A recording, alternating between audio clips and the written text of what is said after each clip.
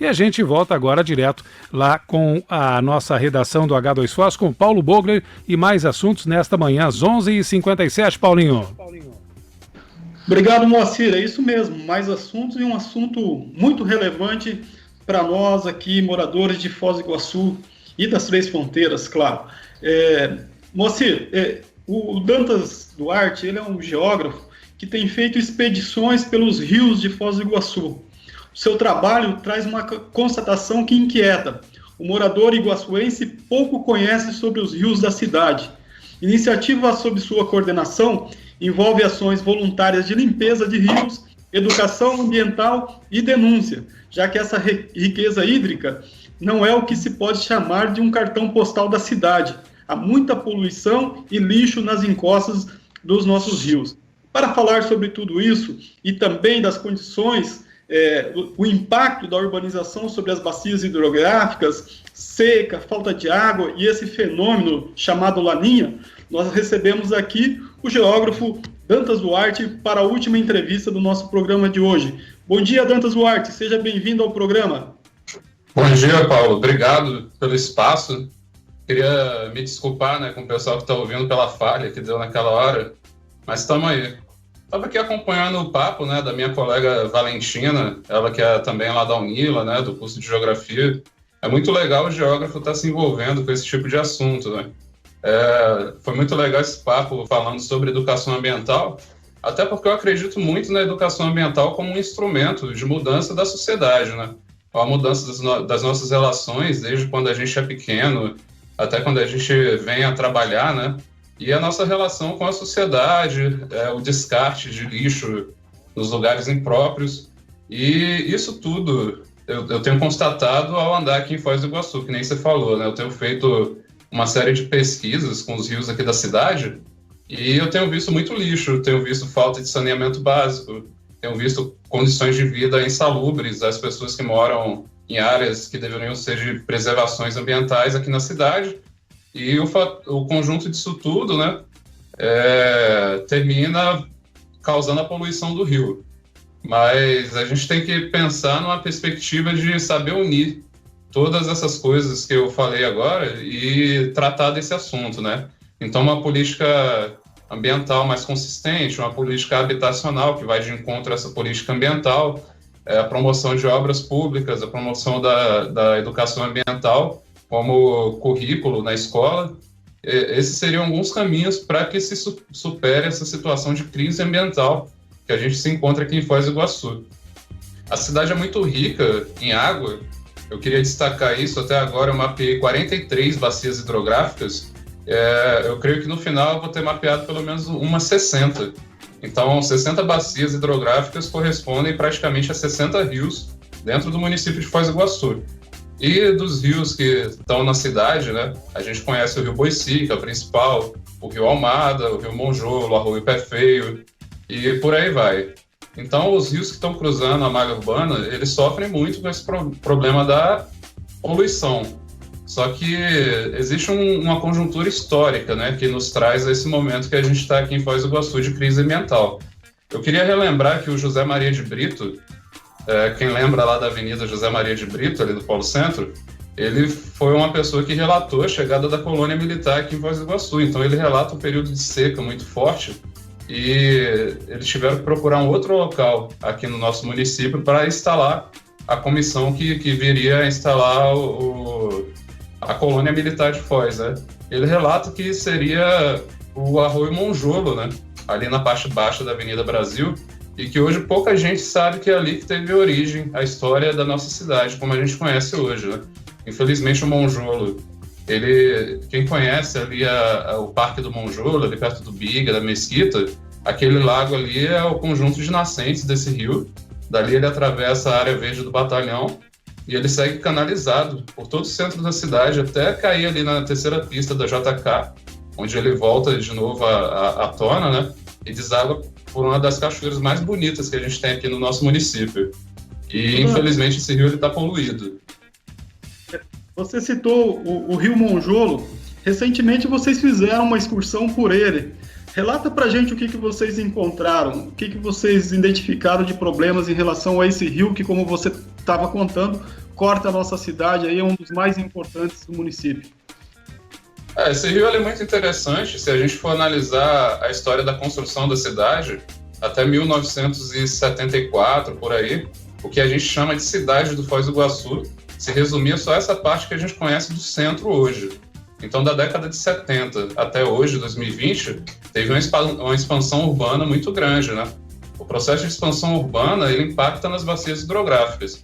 Então, se você impermeabiliza o solo, né? Por exemplo, com asfalto, com outros materiais, não vai acontecer a percolação da água do solo e ela não vai mais infiltrar, e então isso já altera a dinâmica do ambiente. Isso pode ser observado ali no Parque Monjolo, né? Onde tem várias casas em volta das nascentes. E junto com isso, aliado à falta de saneamento básico, para onde que vai o esgoto, né, das casas? Diretamente para o rio. Só que o mais interessante no Rio Monjolo é que os maiores focos de esgoto, eles não estão na favela ou em outro lugar mais afastado, eles estão no centro da cidade. Os prédios tradicionais que a gente conhece ali na região da Avenida Brasil e nas ruas perto ali, muito provavelmente estão despejando esgoto na canalização do rio.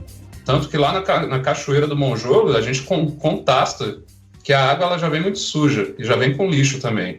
E essa cachoeira está no centro da cidade, né? Ali poderia ser um parque, poderia ser mais um lugar para a gente poder desfrutar, e infelizmente ele está esquecido e poluído. Então, essa expedição que você comentou, Paulo, ela faz parte de uma pesquisa de mapeamento.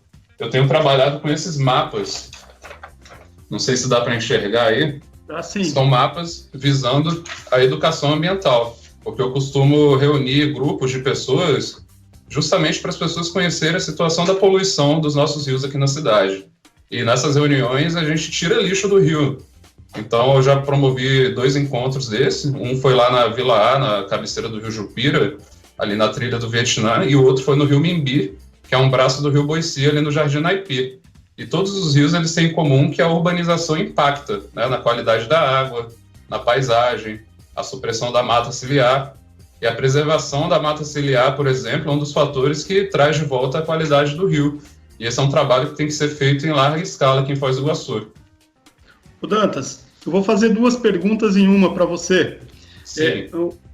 O poder público está cumprindo a sua obrigação de proteger os rios de Foz do Iguaçu? E, juntamente com essa indagação, o registro que vocês fazem dos problemas encontrados nos rios durante essas expedições, vocês relatam isso ao poder público? Se relatam, já tiveram alguma devolutiva por parte do poder público informando ações adotadas, ações governamentais nesse caso? Tem que se ressaltar que a prefeitura lançou nos últimos anos alguns programas, né, que são muito interessantes para a preservação. Igual a gente estava assistindo no bloco anterior ali com a Valentina, tem esse programa de educação ambiental, que eu considero como um pilar, um dos principais pilares desse processo de mudança dessa crise ambiental. Tem o Plano Municipal de Resíduos Sólidos, tem agora o Plano Municipal de Recursos Hídricos, né? Então, o poder público, com um conjunto de legislações e ações, ele pode mudar esse cenário que a gente conhece. Só que isso depende também de muitos anos de trabalho e que esse trabalho dure mais do que uma gestão, né? Ou seja, que dure mais do que 4 anos e que ele possa acontecer ao longo do tempo, independente da gestão que entra. E a outra pergunta, qual foi mesmo, Paulo? Sobre os registros desses problemas encontrados, vocês retratam ao poder público para que eles sejam solucionados? Sim, eu tenho trabalhado com uma série de denúncias, eu tenho tirado muitas fotos e feito mapeamento. Então, eu já fui algumas vezes, tanto no protocolo municipal, requerer informações para que eu consiga proceder com outras ações nesse sentido, e na Câmara Municipal também, onde eu levei o resultado da minha pesquisa e expus toda essa situação lá para os vereadores que estavam me assistindo, né? Legal. Dantas, ampliando um pouco o leque da nossa conversa, você pode falar para a gente um pouco sobre esse fenômeno Laninha e como ele impacta, né, a nossa vida, a vida de todo mundo? O que é esse fenômeno relacionado aos impactos dele com a ação humana, né, sobre o meio ambiente? A gente tem visto que o esgotamento dos recursos naturais, até pelo nosso próprio de vida mesmo como civilização, né? Eu falo isso a nível mundial, tem impactado muito na dinâmica do clima mundial como um todo, né? A gente aqui no sul é muito acostumado com a chegada da frente fria, que vem empurrada pela massa de ar polar, né? Então a gente tem uma regularidade de chuva que é relativamente grande em relação a outras regiões do Brasil. Só que a gente tem percebido que desde o ano passado tem chovido muito pouco, né? Então, pelo que eu pesquisei em relação ao Laninha, a gente está passando por um período de neutralidade climática, que é onde não atua nem o El Niño, nem a Laninha, né? No caso, Laninha é o resfriamento da superfície do Oceano Pacífico. Isso dentro de uma dinâmica climática aqui na América do Sul, significa que na região oeste da porção sul do Brasil vai chover muito menos.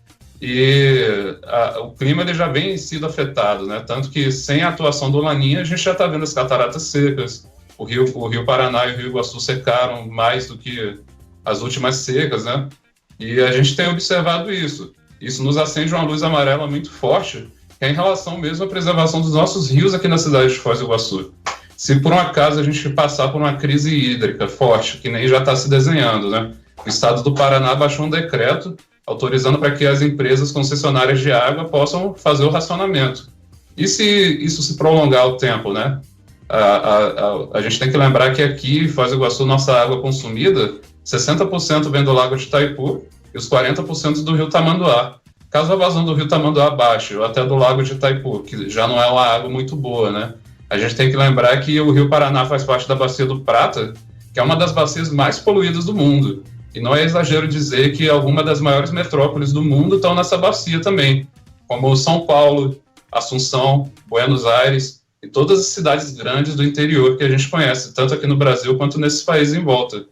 E falando da poluição dos rios, né, poderia ter um aproveitamento da água dos rios da nossa cidade. Lembrando que na nascente do Boici, por exemplo, uma das nascentes lá no Portal da Foz, tem peixe. Ali na Vila Portes, também naquele arroio que é um braço do Rio Jupira, tem peixe. Então, se a vida está lá, né, ela merece ser preservada e a natureza ainda nos dá essa oportunidade para que a gente possa trabalhar para reverter esse cenário de crise. Ô Dantas, para a gente se encaminhar para o final da nossa conversa, queria que você dissesse, na sua opinião, Foz do Iguaçu faz jus a isso que se acostumou chamar de que a cidade está de costas para seus rios? Isso é correto afirmar? E qual é a importância dos rios para a cidade, para a integração das pessoas, para o processo de urbano mesmo, da vida urbana, a gente ter uma relação diferente do que a gente tem hoje com os nossos rios da cidade? Como é que você encara tudo isso? A cidade, infelizmente, não faz jus ao nome que tanto se fala, o termo, né, Cidade das Águas. Se é a Cidade das Águas, por que a qualidade das águas dessa cidade são tão péssimas, né? As águas urbanas, principalmente.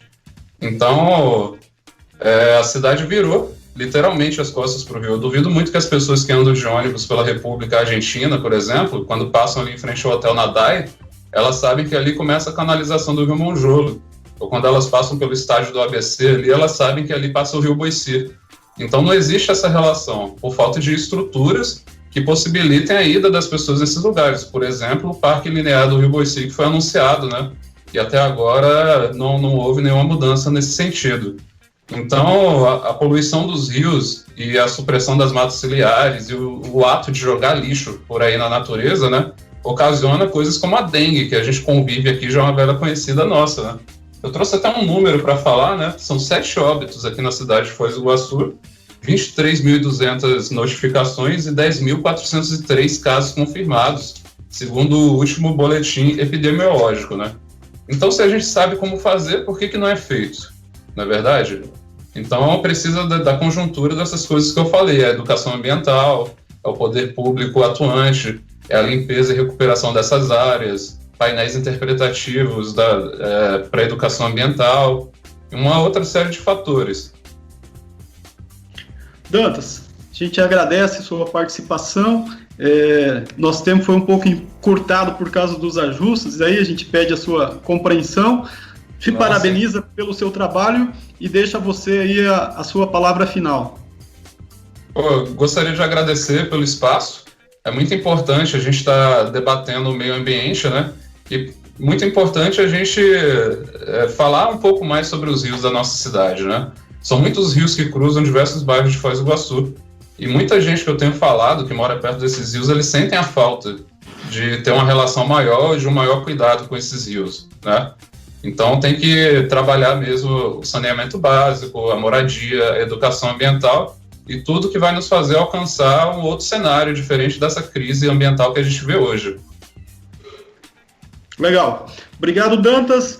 É isso, Obrigado. Como bem nosso entrevistado lembrou no início, já no começo da nossa formação enquanto cidade, tal qual a gente conhece hoje, né, nós já havíamos os registros dos nossos rios aqui da região e também dos problemas de falta de água. Então, essa conexão aí, ela é histórica, ela é permanente. Nós nos formamos enquanto cidade a partir desses rios, né? Havia, num determinado momento da nossa história, uma navegação intensa, as pessoas chegavam por aqui pelos rios, as pessoas adquiriam produtos através dos nossos rios, então nem sempre estivemos de costas viradas para os rios. Está na hora da gente voltar a visualizá-los de frente. Moacir, devolvo com você aí no estúdio.